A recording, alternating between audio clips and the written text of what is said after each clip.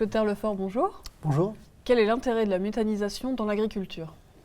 Alors, il faut savoir que la méthanisation, c'est un vieux procédé naturel et qui nous permet de produire du biogaz, donc de l'énergie, et puis aussi un fertilisant qu'on appelle le digestat. Donc, avec les matières produites sur l'exploitation, que ce soit des fumiers, des effluents, des matières végétales, ça peut être des pailles, eh bien, en réunissant toutes ces biomasses, on va les méthaniser par un processus de dégradation biologique, comme le compostage, c'est une autre voie en fait, de dégradation de la matière. On appelle la méthanisation. On va produire en fait, ce biogaz en fait, qui est riche en méthane, donc ça c'est ce qui nous intéresse, puisque le méthane c'est de l'énergie.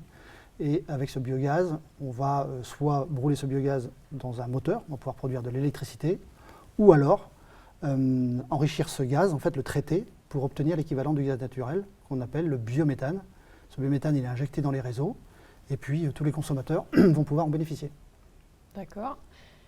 Et alors, quel type d'exploitation peut être concerné par un processus de méthanisation? Alors, il existe aujourd'hui en fait deux grandes voies de la méthanisation. Ce qu'on appelle la méthanisation à la ferme, et puis la méthanisation dite centralisée.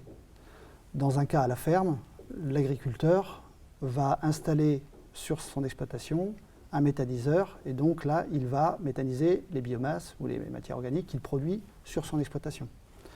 Dans un cas où on est sur une méthanisation centralisée, c'est-à-dire que là, on va regrouper plusieurs exploitations agricoles pour collecter en fait les matières produites par chaque exploitation. On va collecter ces matières.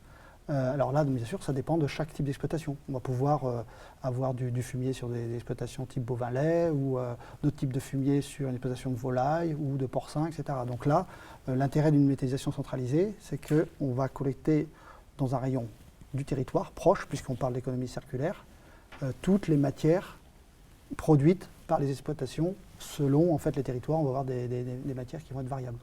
Et alors, ça représente combien d'exploitations en France?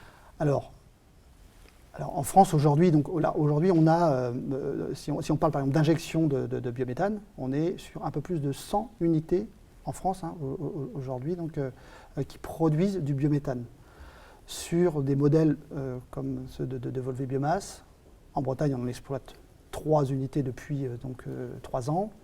On a un peu plus, on a entre 35 et 40 exploitations agricoles qui nous apportent en fait leur matière organique. Donc nous, on paye, on achète ces matières organiques, puis après, donc, on les méthanise en fait pour produire de l'énergie.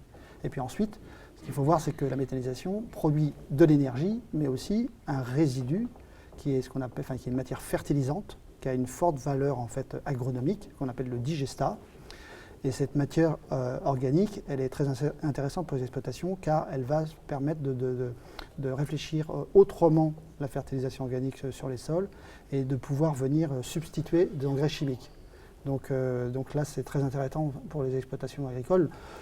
Par exemple, dans la région de Quimper, nous, sur une exploitation bovin-lait de taille moyenne, en fait, l'ordre de 50 vaches, voilà, l'exploitant nous a indiqué qu'il va économiser de l'ordre de 7 000 € en fait, d'intrants chimiques. En fait, hein. Donc sur une prairie, on peut économiser de l'ordre de 100 € par hectare. Rien que par rapport au retour en fait, de ce digestat sur les terres. Voilà. Donc ça, c'est un avantage important en fait, pour les exploitations agricoles, puisqu'en fait là, ils s'inscrivent dans une économie bas carbone. En fait, hein, pour eux, c'est important pour redorer aussi l'image de l'agriculture, de s'inscrire dans ces projets-là. Tout d'abord, en facilitant je dirais, la production de biogaz, puisqu'ils apportent la matière organique, d'une part, donc produire de l'énergie, et puis aussi raisonner autrement la fertilisation, en substituant en fait, ces engrais chimiques par des fertilisants organiques produits sur le territoire. Et donc c'est à travers la méthanisation, on produit de l'énergie, mais aussi on parle de recyclage matière, puisqu'en fait on va recycler la matière organique produite sur le territoire, et puis aussi donc, éviter en fait, des achats en fait, de matières produites à partir d'énergie fossile.